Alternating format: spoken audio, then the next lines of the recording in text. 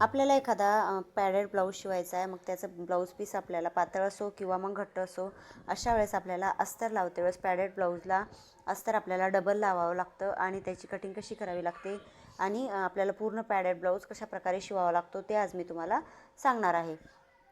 तर बघा, हा 34 साईजचा पॅडेड ब्लाऊज आहे आणि मी मागचा भाग जशास तसा आखून घेतलेला आहे आणि आता आपण समोरच्या भागाची पूर्ण कटिंग करणार आहोत.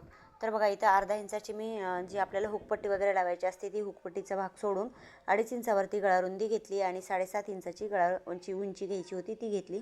तुम्ही तुमच्या मापानुसार कमी जास्त करू शकता.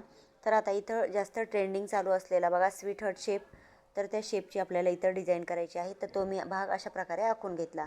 त्यानंतर आता आपल्याला 1 इंच उंची वाढून घ्यायची आहे. कोणताही ब्लाऊज असो आपल्याला 1 इंच उंची समोरची वाढून घ्यायचीच असते. त्यानंतर आता इथं 3.5 इंचावरती मी मार्क केलं प्रिन्सेस कटला आणि समोर 1.5 इंच वाढून घेतला. तर तो मी पुढच्या बाजूला कमरेच्या बाजूला वाढून घेतलेला आहे.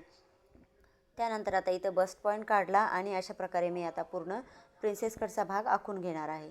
आता इथं आखते वेळेस बघा अशा प्रकारे प्रिन्सेस कटचा शेप द्यायचा आणि समोर जो 1.5 इंच भाग वाढवलेला आहे त्या भागाला बघा जी उंची आपण वाढवलेली आहे ती अशा प्रकारे आपल्याला थोडीशी कमी करून घ्यायची.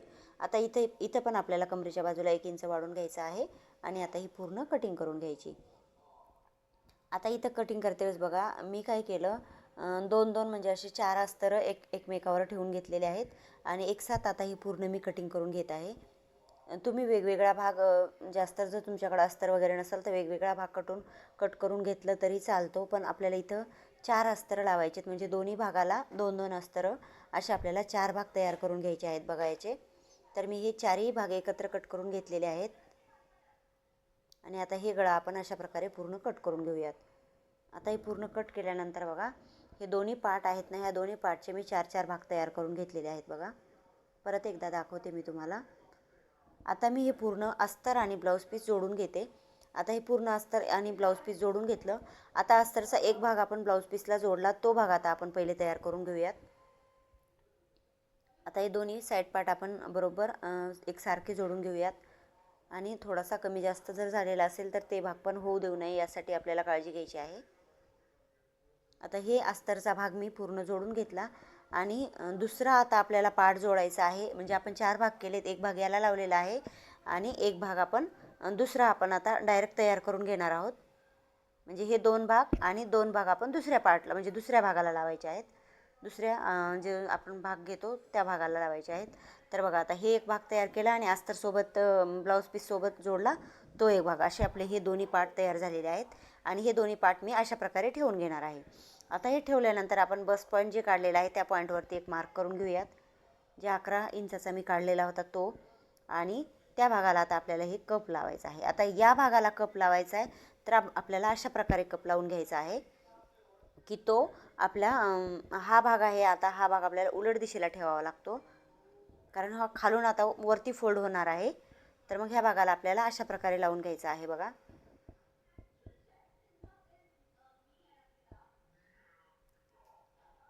आता बरोबर मी कपचा मध्ये काढला आणि हा बस्ट पॉईंट काढलेला आहे त्याला मला अशा प्रकारे इथे जॉईंट करून घ्यायचा आहे.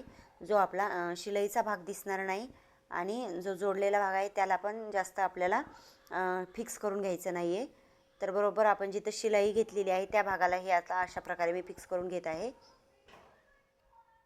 आणि आता मी तुम्हाला हे अस्तर सरळ करून दाखवते बघा. अशा प्रकारे मी फिक्स करून घेतलेलं आहे. त्यानंतर आता हे आपल्याला यावरती असं जोडून घ्यायचं आहे बघा. हे आता बरोबर आपलं जे कप्स लावलेले आहेत ते बरोबर आपले खालच्या भागाला गेलेले आहेत बघा. आत्ता हे कप्स गेलेले आहेत. आता हे दोन्ही पार्ट आपल्याला ॲज इट इज पूर्ण एकसारखा भाग जोडून घ्यायचा आहे खालचा आणि वरचा. म्हणजे जो आपण अस्तरसोबत जोडून घेतलेला एक भाग होता तो आणि जो ब्लाऊज पीससोबत जोडून घेतलेला होता तो भाग आपल्याला, कारण आपण अस्तर तर एकसारखे कट केलेले आहेत. आता इथं आपल्याला एक्स्ट्रा मार्जिन वगैरे काहीच सोडलेलं नाही, आपण एकसारखं जोडून घेतलेलं आहे. त्यामुळं आपल्याला हे दोन्ही पार्ट एकसारखे जोडून घ्यायचे आहेत. हा गळ्याचा शेप. आता हे जे भाग आपण जोडतो तर ते आपल्याला भाग एकदम एकसारखे जोडून घ्यायचे असतात कारण आपण एकसारखे कट केलेले होते अस्तरला बघा. आता मी पूर्ण एकसारखा जोडून घेतला, खालून हुकपट्टी लावली आणि कमरेची पट्टी लावून जोडून घेतली. त्यानंतर आता मी मापाच्या ब्लाऊजनुसार एकदा आपल्याला चेक करून घ्यायचा आहे. गळा थोडासा कमी जास्त झाला तर त्याला अशा प्रकारे आकार देऊन घ्यायचा. आता ही हुकपट्टी सरळ करून घ्यायची बघा. आता ही पूर्ण कमरेची पट्टी आणि हुकपट्टी जोडल्यानंतर आपल्याला आता इथं पूर्ण गळ्याला पट्टी जोडून घ्यायची आहे. तर ती बघा कशा प्रकारे जोडून घ्यायची ते दाखवते मी तुम्हाला. आता इथं जो पट्टीचा भाग आहे तो थोडासा फोल्ड करून घ्यायचा आतल्या साईडला आणि आपल्या मशीनचा दाब खालच्या बाजूला घ्यायचा आणि तो आपल्याला सरळ करून घ्यायचा परत एकदा, कारण आपल्याला हे हार्ट शेप द्यायचा आहे. तर मग हे एकदम फिनिशिंग येण्यासाठी. आणि जी आपण पट्टी गळ्याला जोडतोय ती मी तिरकस काढलेली आहे, डबल फोल्ड केलेली आहे बघा. आता ह्या ब्लाऊजला व्यवस्थित प्रेस वगैरे केलं की एकदम सुंदर फिनिशिंग येते आणि दिसायलाही खूप छान दिसतो हा ब्लाऊज. आता ही खालच्या बाजूला फोल्ड करून घ्यायची आणि जो शेवटचा पॉईंट आहे तिथून शिलाई मारून घ्यायची. बघा इथं थोडासा कट मारलेला होता त्यामुळे फिनिशिंग छान आलेली आहे बघा.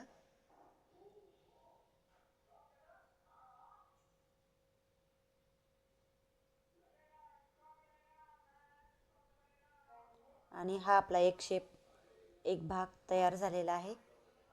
तर दुसरा भागही मी आता शिवून घेते. हा व्यवस्थित शेप येण्यासाठी एकदा प्रेस करून घेतली तरी चालते.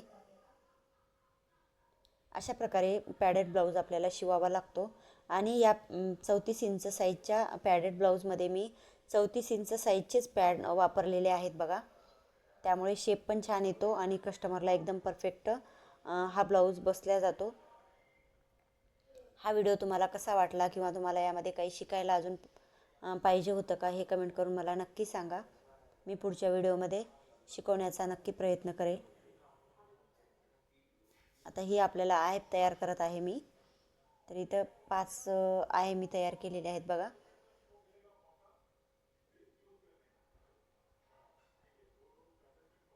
आणि हा एक भाग पूर्ण तयार झालेला आहे आता.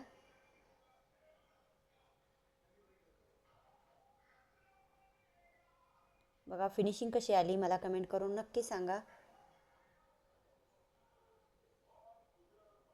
आणि खालचा भाग पण खूप छान फिनिशिंगने येतो आणि याला तुम्हाला शक्यतोवर ओव्हरलॉक वगैरे करायची सुद्धा गरज पडत नाही. आणि कसा वाटला कमेंट करून मला नक्की सांगा. धन्यवाद.